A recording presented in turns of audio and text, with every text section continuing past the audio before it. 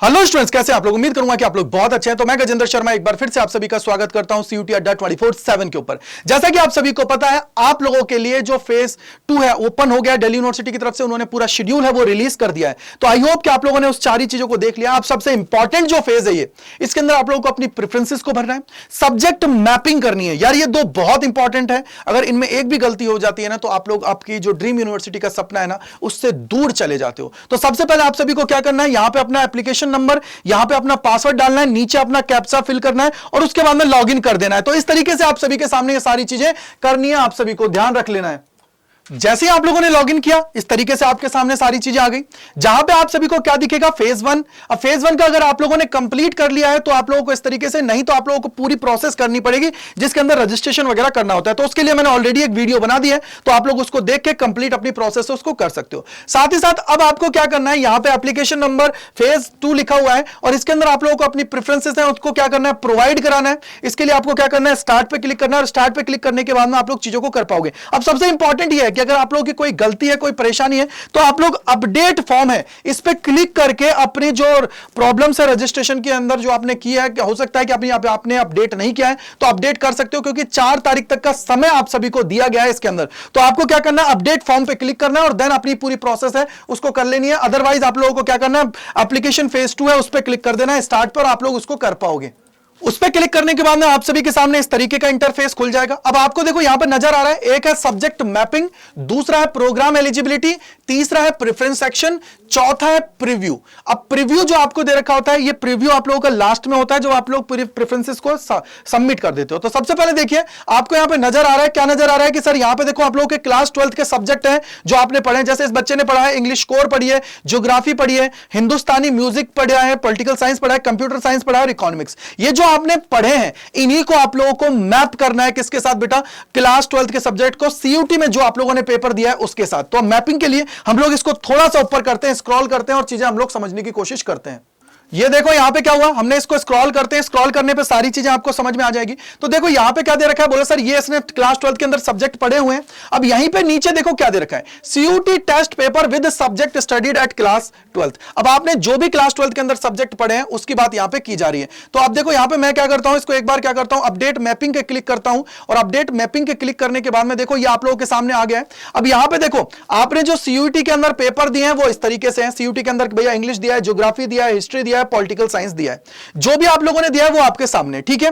अब सबसे पहले बात है कि आपको क्लास 12th में क्या ये पढ़ा है नहीं पढ़ा है, तो उसके लिए क्या करना है, जैसे इंग्लिश है, आपने क्लास 12th के अंदर क्या पढ़ा हुआ है, बोला सर इंग्लिश कोर पढ़ा हुआ है। ज्योग्राफी है, ज्योग्राफी आपने पढ़ लिया है, बोला सर है मेरे पास ज्योग्राफी थी। अब ये हिस्ट्री है, जबकि हमने देखा कि सर इसके सब्जेक्ट्स के अंदर हिस्ट्री नहीं थी, लेकिन इसने अलग से दिया है, तो हम लोग क्या लिखेंगे इसके सामने, बोला सर सब्जेक्ट मैपिंग जहां पे लिखा हुआ है देखो इंग्लिश, ज्योग्राफी, हिंदुस्तानी, पॉलिटिकल्स और ये क्या है, कंप्यूटर साइंस, इकोनॉमिक्स है। अब हम लिख लेंगे नॉट एप्लीकेबल। नॉट एप्लीकेबल क्यों लिखेंगे बेटा, उसके पीछे का रीजन ये क्योंकि सर ये इसने क्लास 12th के अंदर नहीं पढ़ा है, ठीक है। नॉट एप्लीकेबल पे क्लिक कर दिया। इसके बाद में क्या है, पॉलिटिकल साइंस, क्या इसने पॉलिटिकल साइंस पढ़ा है, बोला पढ़ा है बिल्कुल, तो ये आप लोगों के सामने आ गया। तो अब इसके बाद में आप लोगों को क्या करना है, इनको ध्यान से देख लीजिएगा, जो क्लास 12th के अंदर सब्जेक्ट्स के नेम है उसके अकॉर्डिंग इनको आप लोग उसके सामने रख दोगे कि भैया जैसे यहां पे होता फिजिक्स होता तो फिजिक्स के सामने फिजिक्स, केमिस्ट्री के सामने केमिस्ट्री, मैथ के सामने मैथ आ गई। लेकिन इसके बाद में अगर जर्नल टेस्ट आपने दिया है तो जर्नल टेस्ट आप लोगों का नॉट एप्लीकेबल है, वो वैसे ही कंसीडर कर लिया जाएगा।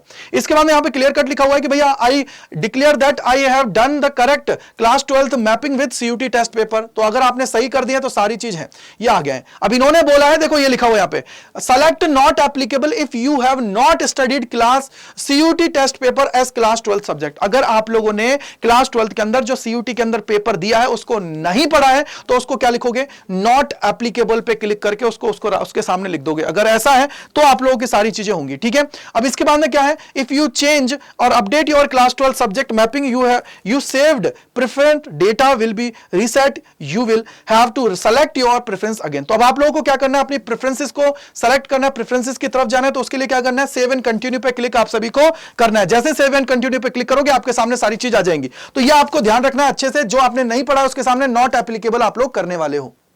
जैसे ही सेव एंड नेक्स्ट किया उसके बाद में आप लोगों के सामने आ गया कि भैया ये आप लोगों की सारी डिटेल्स हैं, ये सारी चीजें हैं जो आप लोगों के सामने हैं। तो ये आप लोगों के सामने आ गया कि भैया इसका जो आ गया इंग्लिश कोर है, ज्योग्राफी है, नॉट एप्लीकेबल है, ये सारी चीजें आपके सामने आ गई हैं जर्नल टेस्ट के लिए, पॉलिटिकल साइंस के लिए। और ये आप लोगों को क्या है बता दिया गया कि भैया ये आप लोगों की सब्जेक्ट मैपिंग है जो आप लोगों ने की है।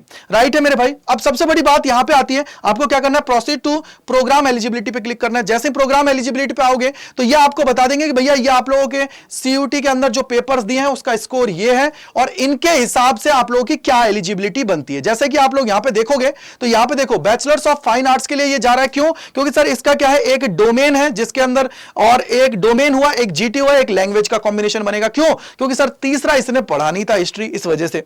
तो इसका ये सारा का सारा आ जाएगा कि भैया किस किस के लिए एलिजिबल है, तो उसके सामने ये स्कोर आ जाएगा जिसके लिए एलिजिबल है। और जिनके लिए एलिजिबल नहीं हो तुम लोग तो बेटा उसके लिए क्या आ जाएगा, उसके लिए यहां पे लिखा आ जाएगा कि minimum eligibility condition not satisfy, कि भैया सेटिस्फाई नहीं किया मिनिमम एलिजिबिलिटी जो इसकी कैटेगरी है उसकी बात हम लोग यहां पे कर रहे हैं। तो ये सारी चीजें आपके सामने आ जाएंगी। तो इसके अकॉर्डिंग आप लोगों का क्या है बेटा, जब आप लोग हमारे साथ जुड़ोगे तो आप लोग अपनी प्रेफरेंसेस को डाउनलोड करोगे। उसके अकॉर्डिंग कैसे करोगे डाउनलोड, तो ये आप लोगों के सामने जो जो चीजें दे रखी है ना, जैसे ये दे रखा है मल्टीमीडिया मास कम्युनिकेशन, ये है, इन सब्जेक्ट को वहां पे डालोगे और अपनी प्रेफरेंस लिस्ट को डाउनलोड करोगे। तो उसके लिए आप लोग हमारे सारथी बैच के अंदर जुड़ सकते हो। इसके अंदर जुड़ने के लिए सिंपली आपको क्या करना है, अड्डा 24/7 पे जाना है। जाने के बाद पहले लिंक पे क्लिक करना है और ये आपका ऑल कोर्सेज पे आ जाना है। यूजी एंड पीजी पे क्लिक करोगे, यूजी पे क्लिक करना है, साइंस पे या किसी पे भी क्लिक कर दीजिएगा। यहां पे देखो ये रहा काउंसलिंग बैच, इस पे जाना है, बाय नाउ पे क्लिक करना है और यहां पे एंटर करना है क्या बेटा, कूपन कोड। कौन सा कूपन कोड बेटा, कूपन कोड है GS699,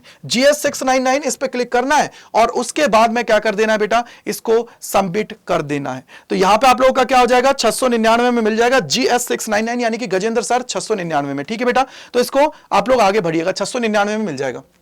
आगे क्या करना है, ये आप लोगों का सारा आ गया। अब आप लोगों को क्या करना है बेटा, ये आप लोगों ने देख लिया कि भैया किस किस कोर्स के लिए आप लोग एलिजिबल हो, तो वह सारा आपके सामने आ जाएगा।